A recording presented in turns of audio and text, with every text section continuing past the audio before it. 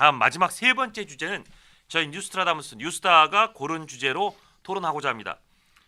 말씀드렸지만 이 토론은 조금 갈라졌고 조금은 이 옛날만큼 통합이 안 되는 서로 사태질을 가끔 하는 것 같아 보이는 우리 보수 진영의 통합과 보수 진영의 화합을 위해서 하는 토론이기 때문에 이 토론 주제로서 저희가 이번 이 8강전 첫 경기에는 이 주제를 던져보겠습니다. 국민의힘 당대표 이제 곧 전당대회에서 뽑히죠. 이제 출마 선언이 이어지고 있는데 국민의힘 당대표 어떤 사람이 뽑혀야 하느냐, 그리고 뽑힌 다음에는 보수 통합을 위해서 어떤 일을 해야 하느냐, 이 주제로 세 번째 토론을 이어가도록 하겠습니다.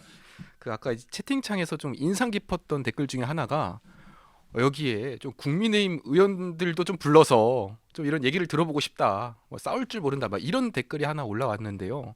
그러니까 지금 많은 국민들께서 좀 답답해하시는 것 중에 하나가 뭐냐면 지금 결국 당이 좀 소극적이다. 국민의힘이 이제 소극적으로 나온다. 막 이런 의견을 좀 많이 주시는 것 같아요. 그러니까 이제 싸우는 사람만 싸우고 나머지 국민의힘은 좀 뒤에서 조용히 있는 거 아니냐.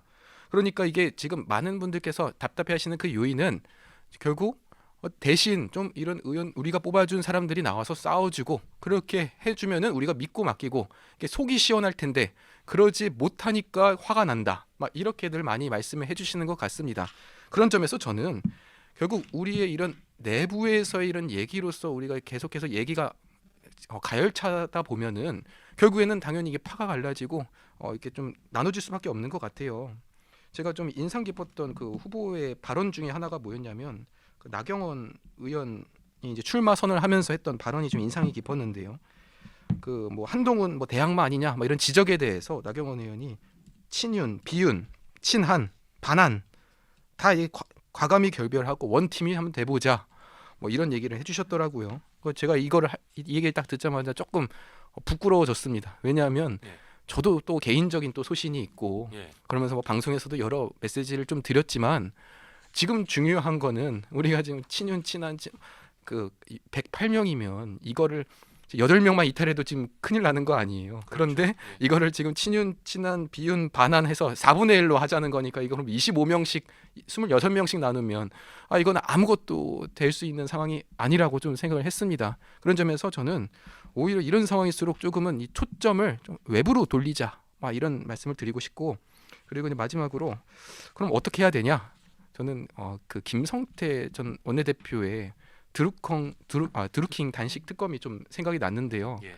그게 원래 이게 특검이 이제 좀 흐지부지 하다가도 그럼 난 죽겠다. 거의 이런 모습으로서 이게 막 언론을 타고 그러니까 이게 또 지지자들이 결집을 하고 그래서 이게 특검으로 해서 아주 이런 그 성과가 나지 않았습니까?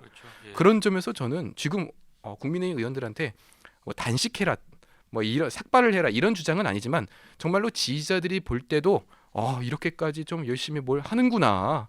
이 정도면 괜찮지. 108명으로도 부족하지 않구나. 뭐 이러한 생각이 들 수 있는 좀 이런 전당대회 이런 후보들의 모습을 한번 보여줬으면 좋겠습니다. 그러니까 꼭 단식이나 삭발하는 건 아니지만 그런 결연한 옥쇄의 각오를 좀 봤으면 좋겠다. 예, 맞습니다. 대변님. 이제 전당대회가 다가옵니다. 전당대회가 맨날 정치권에서 이렇게 말해요. 우리 당의 축제다. 근데 저는 축제였던 적을 한 번도 본 적이 없는 것 같습니다. 제가 2019년 1월 달에 공개 오디션을 통해서 당협위원장으로 저는 우리 당에 입문을 했는데요. 그 이후에 제가 봤던 전당대회들이 황교안 대표가 됐던 전당대회, 그리고 이준석 대표가 됐던 전당대회, 또 김기현 대표가 됐던 전당대회, 이번 전당대회까지 한 4번을 보게 됩니다. 그러면 전당대회 때 후보들이 나오면 이 후보들을 지지하는 분들이 캠프에 쫙 늘어서요. 이게 먼저 부탁을 받아서일 수도 있고 그분을 좋아해서일 수도 있고 정치적 판단을 향해서일 수도 있는데 축제라고 했으면은 누구를 밀었건 누구를 도왔건 끝나고 나면 원팀 돼야지 축제 아니겠습니까? 그렇죠. 근데 끝나고 나면 개파가 돼버립니다. 이런 구조에서 쟤는 저쪽 도왔지, 이 친구는 저쪽 도왔는데 우리 쪽 도운 사람들만 모여라 하기 때문에 보수가 분열될 수밖에 없습니다. 민주당은요, 선거가 끝나면 그래도 모이는 신용이라도 합니다. 우리 당은 배척합니다. 선거가 반복될 때마다 계속해서 당내 개파가 자연 발생적으로 만들어집니다. 왜? 저쪽 도운 사람은 이쪽에서 안아주지 않으니까요. 자, 우리 당이 변해야 되는 건요. 아까 지금 시강님께서 말씀하셨지만 진짜로 원팀이어야 됩니다. 이번만큼은 원팀이 되는 선거여야 됩니다. 그게 아니면 108석이 깨지면은 이때부터는 할 수 있는 게 없습니다. 정말 국민 여러분들이 불안해하고 무서워하는 개헌도 일방적으로 밀어붙여 버릴 수 있습니다. 네, 그래서 우리가 지금 선거 기간 동안에 제가 계속해서 이야기하는 것은 상대방을 네거티브하지 마라. 정책 싸움을 해라. 그리고 지금 108석으로 할 수 있는 거 딱 아까 제가 여러 가지 떼는데 그중에서 무조건적인 거 하나. 국민들의 마음을 움직여야 됩니다. 민심을 움직여야 되고 여론을 움직여야 됩니다. 민주당이 180석 거대 야당으로 제대로 하지 못하고 있구나. 얘네들이 지금 정부 여당 발목 잡기만 하고 있구나. 이런 생각이 들 정도로 여론을 뒤집어 놔야지만 우리 국민의힘에 손을 들어줍니다. 그러기 위해서는 정말 108명 한 명 한 명이 다 뭉쳐야 됩니다. 근데 이번 전당대회에서 분열의 시작을 만들어낸다라고 하면 보수는 정말로 더 이상 희망이 없을 수 있습니다.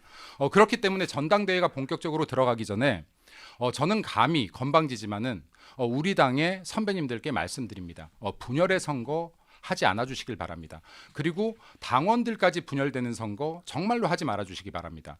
아직 선거가 본격적으로 시작도 되지 않았는데 누굴 미냐에 따라서 정말로 악의적인 댓글들이 오갑니다. 이것도 개인적인 자유로 인정해 주시고 격려해 주시고 도닥여 주셔야 지금 나온 후보 한 분 한 분 다 우리 당의 훌륭한 자산입니다. 이분들 어떤 분도 죽어서 안 됩니다. 다 같이 살려서 끌고 올라가야 대한민국 보수가 승리하고 대한민국 보수가 승리해야 대한민국이 승리합니다. 그래서 여기에 지금 지지자분들 중에서도 누군가 지지하는 분들이 다 다르실 텐데 나와 다른 사람을 지지한다라고 해서 무조건적인 비난하지 말아주시면 정말로 감사할 것 같고요. 그리고 어떤 분이 지더라도 그분도 안아주시고 어떤 분이 이긴다면 그분 밀어주셔서 우리 보수가 다시 한번 대한민국의 중심이고 대한민국을 이끌어갈 수 있는 역량이 있다라는 거 보여줄 수 있는 전당대회 됐으면 좋겠습니다. 네.